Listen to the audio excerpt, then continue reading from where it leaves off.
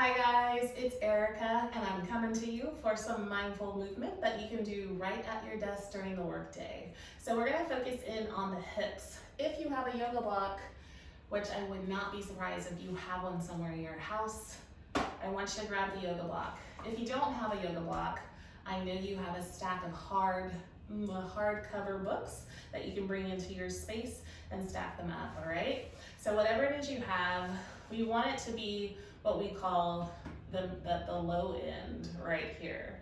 So you get a full flat surface to work on is what we're looking for.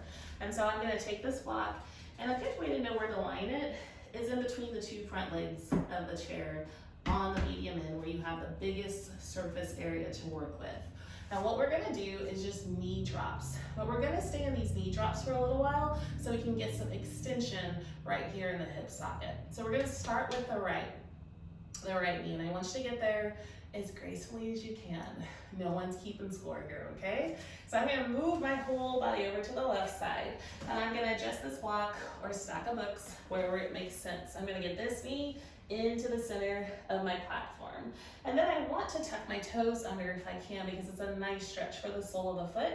If that's not available to you, the beauty of this is you can let those toes just rest right onto the floor, whatever feels best for your body. All right, so once we have this leg situated, I want you to also look down and make sure the leg's not moving away from you, but make sure that the leg and the hip are actually, the knee and the hip are actually lining up. So we're gonna get active.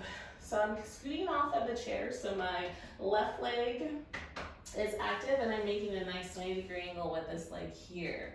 So what we're gonna try to do is see if we can lengthen the front of the hip. Now realize for everyone, that's going to look a little bit different. So just getting in this position itself could be a lot for some of you. If some of you aren't really feeling anything, what I want you to do is squeeze this glute and start shifting this weight, this hip slightly forward, so you begin to feel a stretch right here in the front of the hip. And if you need a little bit more, you can bring your hands right here to the center of your chest.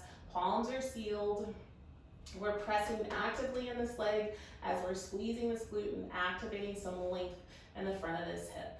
On an inhale, if you want it, you can reach on up and lift the chest a little bit more to open up the hip a little bit more. Let's find 2 breaths right here. Full breath, full expansion. Exhale, draw the belly into the spine, almost as if you were doing a crunch to stabilize the low back. One more full breath in.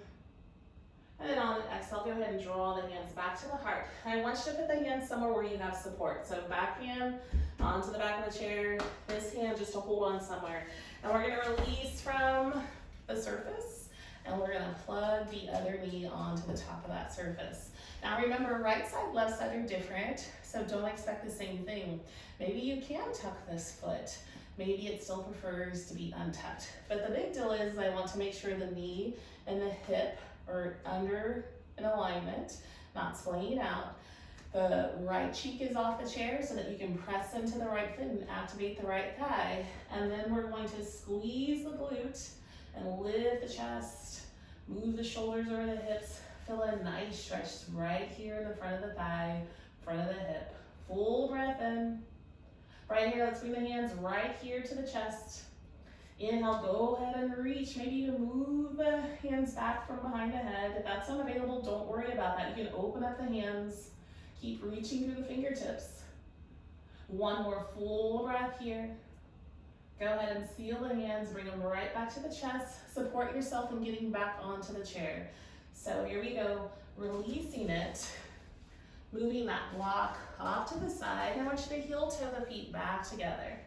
Take the heels onto the floor, toes up. And if you have to, hold on. And we'll just rock a little bit side to side. Knees are soft, just getting some movement right there in the hip socket. Good. So right here, I want you to bring those feet right back to the floor. Hands to the tops of the thighs. Notice how you feel. Do you feel some warmth? Do you feel a stretch? Do you feel a little tingly sensation? That is all good things. That means we increase the blood flow and we increase the oxygen flow so the body can move more efficiently. All right? So remember, these moves are here for you. Tap into them whenever you need them throughout the entire day. multiple times a day because your body will appreciate it, and that means you will too. So until next time, I want you to keep moving and I want you to be well. Thank you. Bye.